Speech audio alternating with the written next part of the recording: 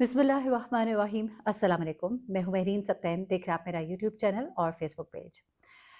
नाज़रीन, 4 मई का दिन होता है। सुबह नमाज फ़जर का वक्त होता है। शेखुपुरा का इलाका मोमिनपुर है, जहाँ पर एक 70 साला बुजुर्ग जो है वो नमाज पढ़ने के लिए मस्जिद का रुख करते हैं।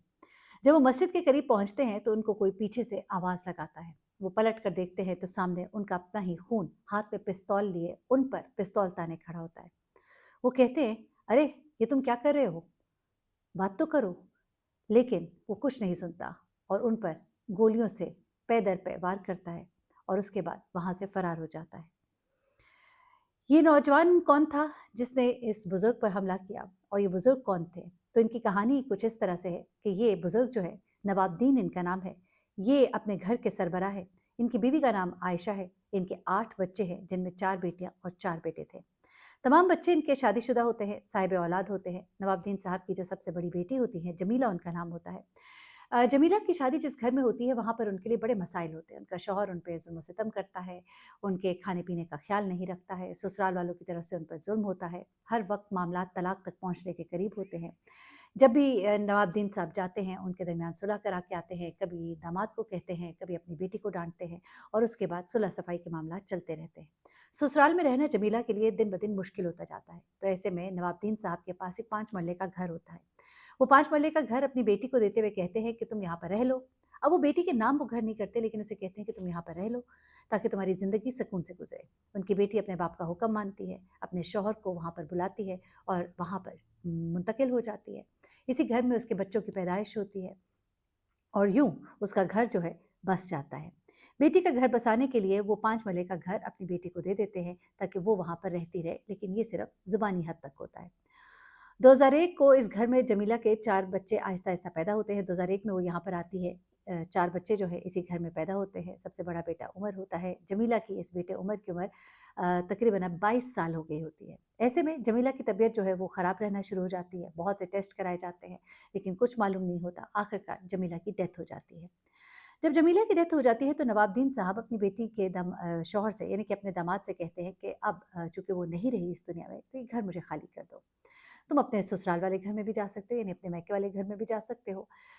लेकिन वो जो है वो इनकार करता है और कहता है कि इस घर के तो मैं आपको पैसे दे चुका हूँ। नवाबुद्दीन साहब कहते हैं कि खुदारा झूठ तो ना बोलो, तुमने मुझे इसका 1 रुपया भी नहीं दिया। ये तो मैंने अपनी बेटी पर एक उसका घर बसाने के लिए कि वो ससुराल में नहीं रह पा रही थी, मैंने उसको ये घर दिया था।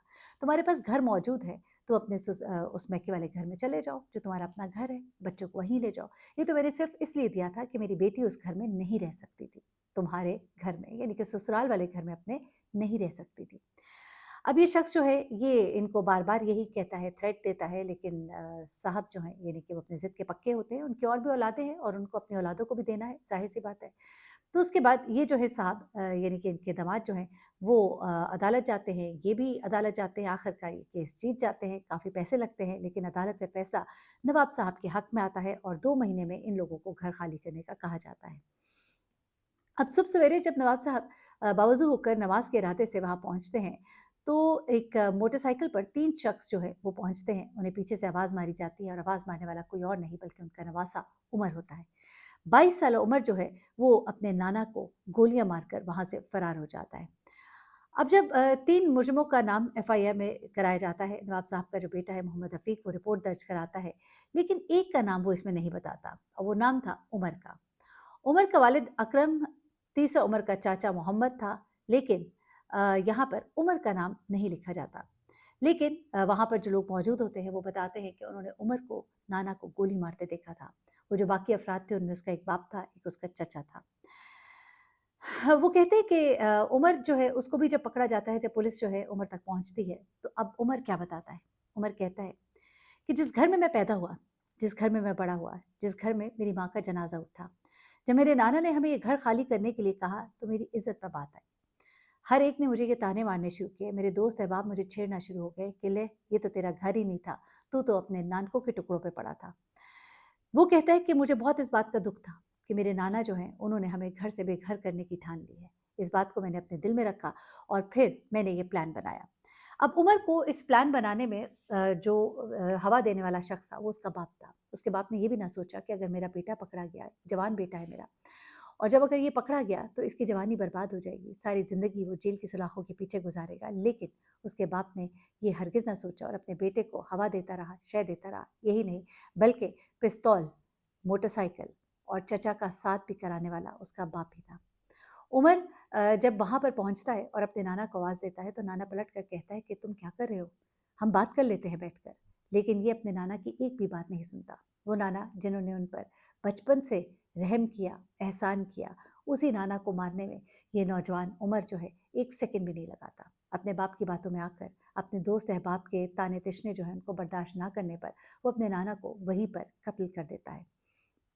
जो इसके बेटे हैं नवाब के, यानी कि इस बुज़ुर्ग के जो बेटे हैं, वो कहते हैं कि हमारे बाप ने हमारी बहन का हर लिहाज से ख़्याल रखा, सिर्फ़ उसको घर ही नहीं दिया, बल्कि वो उनको राशन भी देते थे, उनकी हर तरह की ज़रूरियात का ख़्याल रखते थे। ये उमर जब पैदा हुआ था, तो तब इसकी पैदाइश पर उन्होंने अपनी बेटी को सोना भी डाला, अपनी बेटी को पैसे भी दिए, चिल्ले तक उसके हर तरह का ख़्याल रखा, उसकी हर ज़रूरत का ख़्याल रखा। और वही उमर जो उनके एहसानों के अगर सोचे तो बोझ तले दबा हुआ था, उसने अपने नाना को मारते हुए 1 सेकंड भी नहीं सोचा।